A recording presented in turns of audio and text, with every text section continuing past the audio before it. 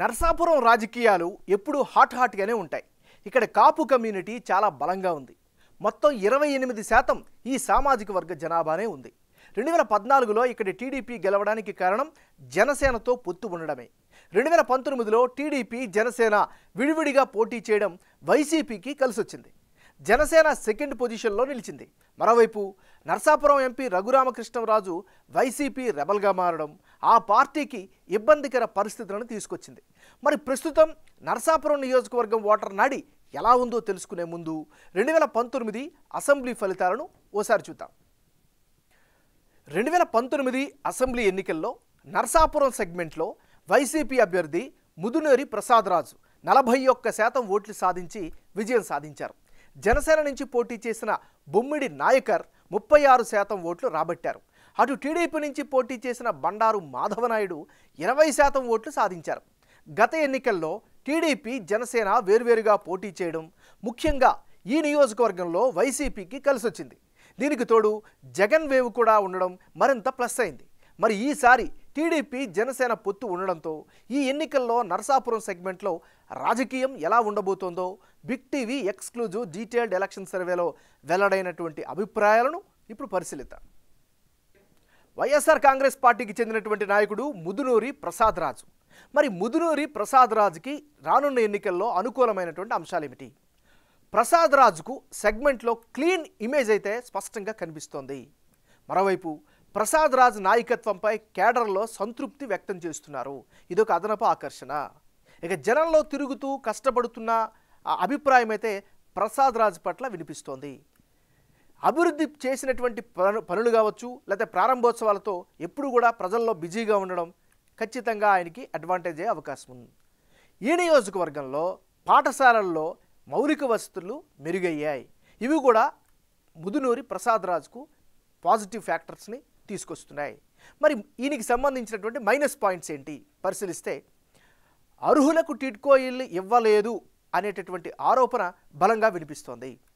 ఇక జగనన్న కాలనీ స్కీమ్లో ఎవరికీ ఇల్లు దక్కకపోవడం కూడా అదొక మైనస్గా చెప్పుకోవచ్చు. నర్సాపురం మొగల్తూరులో డ్రైనేజీ సమస్యలు కొట్టొచ్చినట్లుగా కనిపిస్తున్నాయి. నర్సాపురంలో డంప్ యార్డ్ లేక నానా ఇబ్బందులు పడుతున్నారు.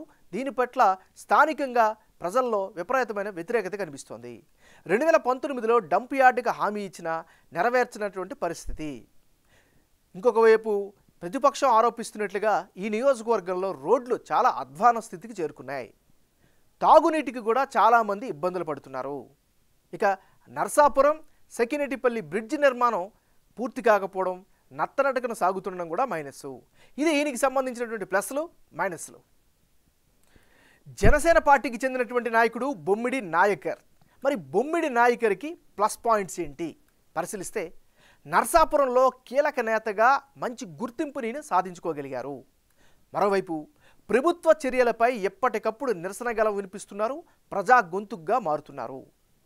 నర్సాపురం అభివృద్ధి కోసం ప్రతిపక్ష నేతగా పోరుబాట పడుతున్నారు. ఎక్కడ అవకాశం ఉంటే అక్కడ ప్రశ్నిస్తున్నారు. ఇవన్నీ కూడా ఈయనకి అన్ని సామాజిక వర్గాలతో సంబంధాలను కూడా చాలా చక్కగా కొనసాగిస్తున్నారు. మరీ ముఖ్యంగా 2019 ఎన్నికల్లో ఫస్ట్ అటెంప్ట్లోనే 36% ఓట్లు సాధించారు నాయకర్. ఇవన్నీ కూడా బొమ్మిడి నాయకర్కు అనుకూల అంశాలుగా చెప్పుకోవచ్చు.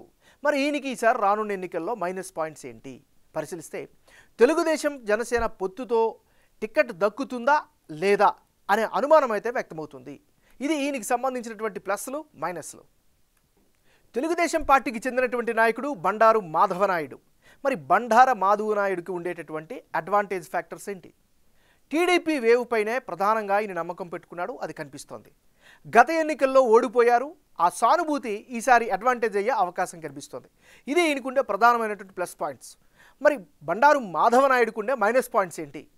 ఓడిన తర్వాత సెగ్మెంట్లో ఆశించిన స్థాయిలో యాక్టివిటీ లేకపోవడమే ప్రధానమైనటువంటి మైనస్గా చెప్పుకోవచ్చు. ఇది ఈయనకు ఉండేటటువంటి ప్లస్లు మైనస్లు. రానున్న ఎన్నికల్లో నర్సాపురం నియోజకవర్గంలో ఎవరెవరు బరిలో ఉంటే ఫలితాలు ఏ విధంగా వచ్చే అవకాశం ఉందో పరిశీలిద్దాం. ముందుగా ముదునేరి ప్రసాదరాజు వర్సెస్ బొమ్మిడి నాయకర్. వీళ్ళిద్దరి మధ్య గనక ఇప్పటికిప్పుడు ఎన్నికలు జరిగితే నర్సాపురంలో జనసేనకు గెలిచే అవకాశాలు ఎక్కువగా కనిపిస్తున్నట్లు బిగ్ టీవీ సర్వేలో తెలుస్తోంది. బొమ్మిడి నాయకర్కు ఏకంగా 52% ఓట్లు వచ్చే ఛాన్సెస్ ఉన్నాయని సర్వేలో తేలింది. అదే సమయంలో వైసీపీ అభ్యర్థి సిట్టింగ్ ఎమ్మెల్యేకు 43% ఓట్లు వచ్చే అవకాశాలున్నాయి. ఇతరులకు 5% ఓట్లు దక్కే ఛాన్సెస్ కనిపిస్తున్నాయి. జనసేనకు ఇక్కడ ఓట్లు రావడానికి కారణం అభ్యర్థికి ఉన్న పాజిటివ్ ఇమేజ్, అలాగే కాపు సామాజిక వర్గం పవన్ పార్టీకి మద్దతుగా ఉండాలని అనుకోవడం వంటి సామాజిక సమీకరణాలు కలిసి వస్తున్నాయి. అదే సమయంలో ప్రస్తుత ప్రభుత్వంలో నరసాపురంలో అంతగా అభివృద్ధి జరగలేదు అన్న ప్రజల అభిప్రాయం ఓట్ల రూపంలో కనిపించే ఛాన్సెస్ ఉన్నాయని, వీటికి తోడు ప్రభుత్వ వ్యతిరేకత కూడా జనసేనకు అనుకూలంగా పనిచేసే అవకాశం ఉందని సర్వేలో భాగంగా తేలింది. అదే సమయంలో వైసీపీ అభ్యర్థికి వచ్చే ఓట్ షేర్, ప్రభుత్వ స్కీముల ద్వారా లబ్ధి పొందుతున్న వారి ఓట్లు ప్రభుత్వానికి కీలకం కాబోతున్నాయి. ప్రస్తుతం సిట్టింగ్ ఎమ్మెల్యేగా ఉన్న ప్రసాద్ రాజుపై జనంలో ఉన్న పాజిటివ్ ఇమేజ్ కూడా కలిసి వస్తోంది. ముదునూరి ప్రసాద్ రాజ్ వర్సెస్ బండారు మాధవనాయుడు, వీళ్ళిద్దరి మధ్య గనక ఇప్పటికిప్పుడు ఎన్నికలు జరిగి వైసీపీ నుంచి ప్రసాద్ రాజు, తెలుగుదేశం పార్టీ నుంచి బండారు మాధవనాయుడు గనక పోటీ చేస్తే టీడీపీకే గెలుపు అవకాశాలు ఎక్కువగా కనిపిస్తున్నట్లు బిగ్ టీవీ సర్వేలో తేలింది. ప్రసాద్ రాజుకు 44% ఓట్లు, టీడీపీ అభ్యర్థికి 49% ఓట్లు, ఇతరులకు 7% ఓట్లు వచ్చే ఛాన్సెస్ ఉన్నాయి. నిజానికి జనసేనతో పొత్తులో భాగంగా టీడీపీ అభ్యర్థికి ఇక్కడ టిక్కెట్ దక్కే అవకాశాలు చాలా తక్కువగా ఉన్నాయి.